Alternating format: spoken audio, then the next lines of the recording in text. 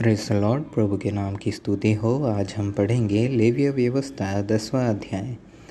तब नादाब और अबीहू नामक हारून के दो पुत्रों ने अपना अपना धूपदान लिया और उनमें आग भरी और उसमें धूप डालकर उस ऊपरी आग की जिसकी आज्ञा यहोवा ने नहीं दी थी, यहोवा के सम्मुख आरती दी।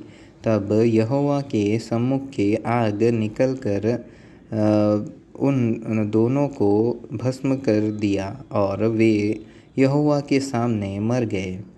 तब मूसा ने हारून से कहा, यह वही बात है जिसे यहोवा ने कहा था कि जो मेरे समीप आए अवश्य है कि वह मुझे पवित्र जाने और सारी जनता के सामने मेरी महिमा करे।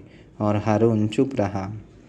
तब मूसा ने मिशाएल और एलसाफान को, जो हारून के चाचा उजिएल के पुत्र थे, बुलाकर कहा, निकट आओ और अपने भतीजों को पवित्र स्थान के आगे से उठाकर छावनी के बाहर ले जाओ। मूसा की इस आज्ञा के अनुसार वे निकट जाकर उनको अंगरखों सहित उठाकर छावनी के बाहर ले गए। तब मूसा ने हारून से और उसके पुत्र एलियाज़ार और इतामार से कहा, तुम लोग अपने सिरों के बाल मत बिखराओ और न अपने वस्त्रों को फाड़ो, ऐसा न हो कि तुम भी मर जाओ और सारी मंडली पर उसका क्रोध भड़क उठे। परंतु वह इज़राइल के कुल घराने के लोग जो तुम्हारे भाई बंधु हैं, यहोवा की लगाई हुई आग पर विलाप करे। और तुम लोग मिलाप वाले तंबू के द्वार के बाहर न जाना, ऐसा न हो कि तुम मर जाओ, क्योंकि यहोवा के अभिषेक का तेल तुम पर लगा हुआ है। मूसा के इस आज्ञा के अनुसार उन्होंने किया।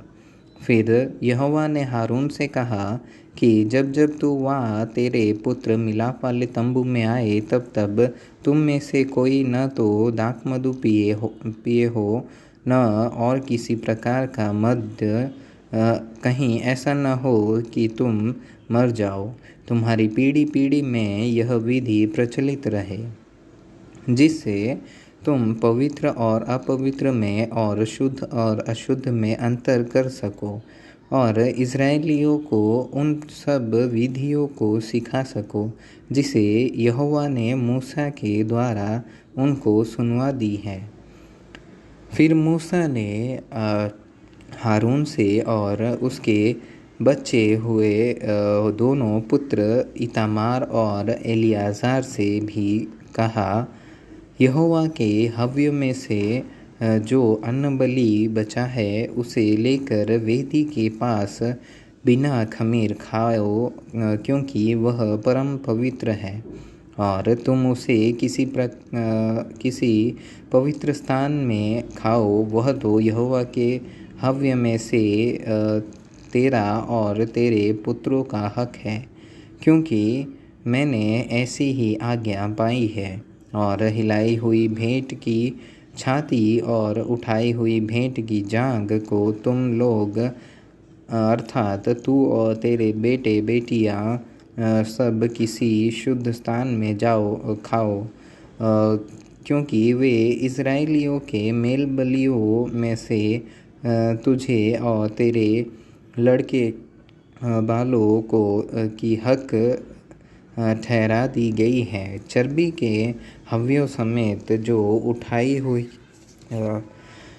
जांघ और हिलाई हुई छाती यहोवा के सामने हिलाने के लिए आया करेगी, ये भाग यहोवा के आज्ञा के अनुसार सर्वदा की विधि की व्यवस्था से तेरे और तेरे लड़के वालों के लिए है।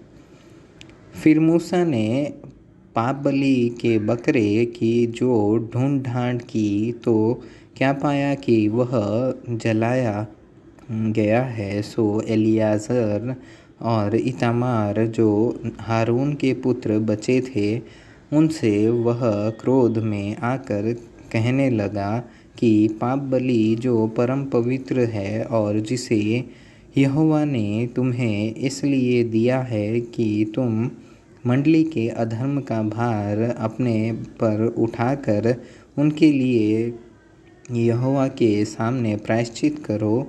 तुमने उसका मांस पवित्र स्थान में क्यों नहीं खाया?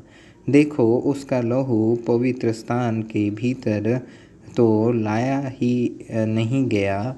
निसंदेह उचित था कि तुम मेरी आज्ञा के अनुसार उसके मांस को पवित्र स्थान में खाते। इसका उत्तर हारून ने मूसा को इस प्रकार दिया कि देख, आज ही उन्होंने अपने पाप बलि और होम बलि को यहोवा के सामने चढ़ाया, फिर मुझ पर ऐसी विपत्तियां आ पड़ी है। इसलिए यदि मैं आज पाप बलि का मांस खाता तो क्या यह बात यहोवा के सम्मुख भली होती? जब मूसा ने यह सुना तब उसे संतोष हुआ।